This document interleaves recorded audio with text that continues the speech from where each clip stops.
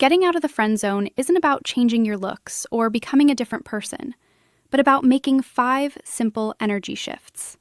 Let's start by understanding something most people don't realize about how women categorize men. Within minutes of meeting, women unconsciously sort you into one of 2 categories. The first is the romantic category, where she's thinking, I wonder what it would be like to be with him. She feels curiosity, intrigue, and that spark of attraction. The second is the friend category, where she's thinking, he's nice, I like hanging out with him. But there's comfort, safety, and no romantic tension. Here's what determines which category you land in, and it's not primarily about your looks. It's about the energy you bring and the way you make her feel. When you're in the romantic category, you create feelings of tension, uncertainty, excitement, challenge, and desire. When you're in the friend category, you create comfort. Now, friend feelings aren't bad feelings. They're actually important for a relationship, but they're not enough on their own to create attraction.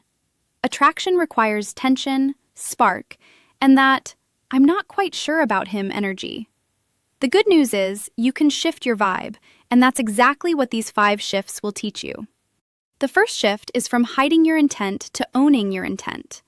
Most people who end up in the friend zone are interested romantically, but hide it because they're afraid that showing interest will make things weird or get them rejected. So they hang around being friendly, hoping the other person will figure it out without them having to risk anything. But here's what happens when you hide your intent. You create a friendship dynamic by default. The other person takes you at face value and thinks you just want to be friends, which means there's almost 0 chance they'll see you as more. Instead, you need to own your intent. Put out your interest and let it be known through your words, actions, and energy. Not in a creepy or aggressive way, but confidently. Your frame should be, I find you attractive, and I'm not hiding it. This means you flirt, compliment in non-friendly ways, and make your intentions clear through how you engage. Stop pretending you only want friendship when you want more. This is where most guys get stuck. Flirt, compliment attractiveness, not just personality, hold eye contact a bit longer, and let there be moments of tension, instead of deflecting everything with jokes. Make jokes casually about how you're going to take them on a date, maybe even slip in some sexual innuendos. Just own it with a smile, and you can say just about anything. The second shift is from eliminating tension to embracing tension. Friend zone individuals avoid tension at all costs. When there's silence, they fill it nervously. When there's an intense conversation, they make a joke to diffuse it. When there's a moment of opportunity with a look, a pause, or a spark, they break it instantly because they're afraid of things being awkward. But in doing this, they never let things be anything else. Romantic energy means you let tension exist. You don't rush to fill every silence. You hold eye contact during meaningful moments, and you let pauses breathe instead of nervously taking over. You're comfortable with intensity. Here's why this matters.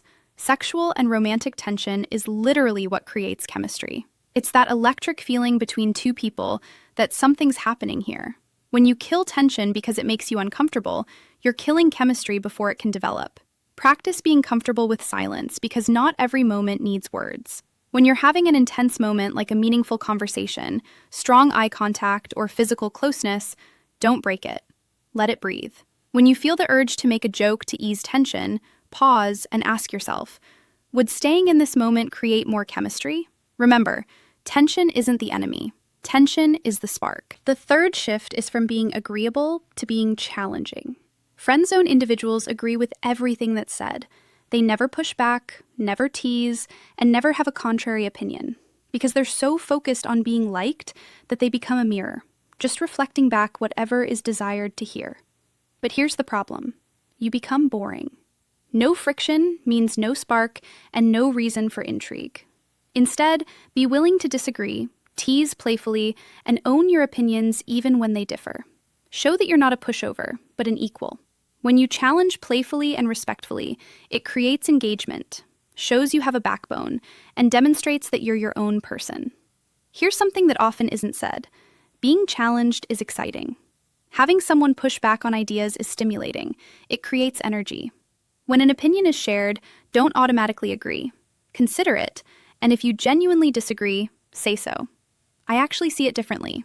Tease playfully and give a hard time about things in a fun way.